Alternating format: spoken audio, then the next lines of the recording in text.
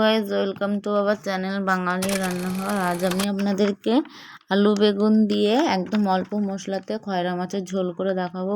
ইলিশ মাছের মতন লাগবে। দেখুন, আমি এখানে খয়রা মাছ নিয়েছি। আমি নিয়ে ভালো করে ধুয়ে রেখেছি।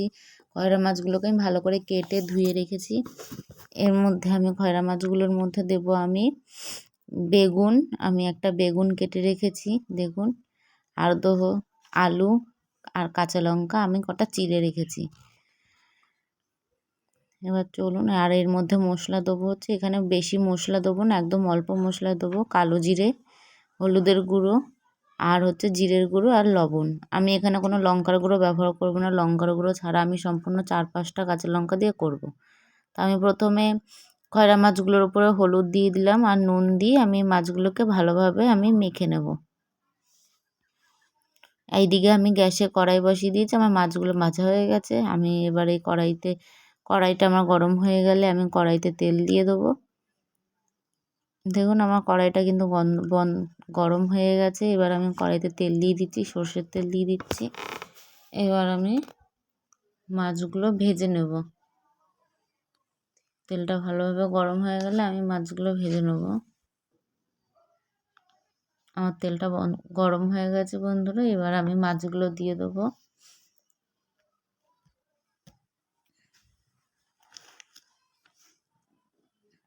দেখুন, আমি এরকমভাবে একা একা আমি সব মাছগুলো ভেজে তারপর আপনাদের দেখাচ্ছি। দেখুন, আমার মাছগুলো ভাজা হয়ে গেছে। আমি সব মাছগুলো ভেজে নিয়েছি। আমি বেশি কড়া করে ভাজিনি, আমি হালকা করে ভেজেছি যাতে মাছের টেস্টটা না নষ্ট হয়ে যায়। এবার আমি ওই কড়াইতেই আমি আবার আরেকটু তেল নিয়ে আমি বেগুনগুলো ভেজে নিচ্ছি। বেগুনগুলো দিয়ে দিলাম, তার উপরে একটু হলুদের গুঁড়ো দিয়ে আমি ভালো করে বেগুনগুলো ভেজে নেব। আমি কিন্তু এখন বেগুনের মধ্যে কোনো নুন দেবো না, তাহলে বেগুনগুলো সব নরম হয়ে গলে যাবে। আমি যেন শুধু হলুদ দিয়ে আমি বেগুনগুলোকে ভালো করে ভেজে নিচ্ছি। বেশি ভাজবো না, আমি হালকা হালকা করে ভেজে নিয়েছি। দেখুন, এবার আমি তুলে নিলাম বেগুনগুলো।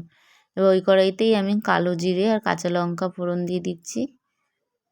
আমি যে কাঁচা লঙ্কাগুলো চিড়ে রেখেছিলাম সেইগুলো আমি দিয়ে দিচ্ছি কড়াইয়ের মধ্যে।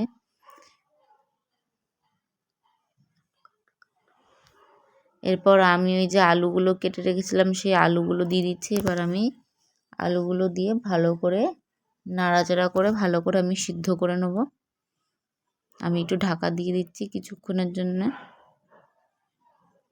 এর উপরে আমি এবার 1 চামচ মতন হলুদ গুঁড়ো দিলাম, 1 চামচ জিরের গুঁড়ো দিলাম। আমি সব রকম মশলা দিয়ে তারপরে কিছুক্ষণ কষিয়ে আমি ঢাকা দিয়ে দেবো। আমি এদিকে আরেকটি পাত্রে দেখুন আমি গরম জল বসিয়ে দিয়েছি। আমি তরকারিটার মধ্যে গরম জল দেবো বলে যাতে টেস্ট আরও ভালো হয়। এদিকে আমি মশলাটা ভালো করে কষিয়ে নিচ্ছি।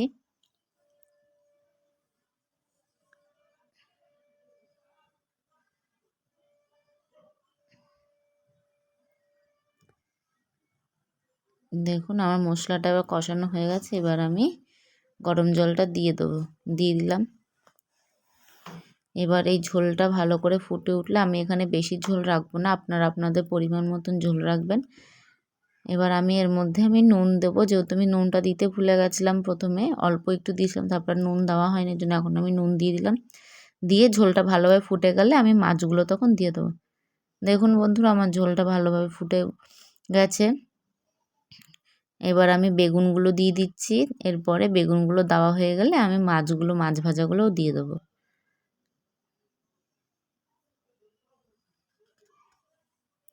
দেখুন, আমার বেগুনগুলো দেওয়া হয়ে গেছে। এবার আমি মাছ ভাজাগুলো দিয়ে দিলাম। দিয়ে আমি ভালো করে কিছুক্ষণ 5 মিনিট মতন আমার ফুটে গেলেই আমি এবার এটা নামিয়ে দেবো। দেখুন, আমার ঝোলটা ভালোভাবে ফুটে গেছে। আপনারা দেখতেই পাচ্ছেন আমার ঝোলটা যতটা রাখবো বলেছিলাম ততটাই রেখেছি। নামানোর আগে আমি একটুখানি কাঁচা তেল দিয়ে দিলাম, ঝোলের ওপর দিয়ে কাঁচা তেল দিয়ে দিলাম। এই দেখুন বন্ধুরা, আমি ঝোলটা নামিয়ে নিয়েছি। আপনারা বাড়িতে এরকমভাবে খেয়ে দেখবেন। আশা করি আপনাদের হয়তো ভালো লাগবে ঝোলটা। আর আমার ভিডিওটা ভালো লেগে থাকলে লাইক, কমেন্ট আর শেয়ার করে দেবেন। সাবস্ক্রাইব করতে ভুলবেন না। আর আপনাদের ঝোলটা কেমন লেগেছে আমাকে কিন্তু অবশ্যই কমেন্ট করে জানাবেন। আজকের মতন এই পর্যন্ত।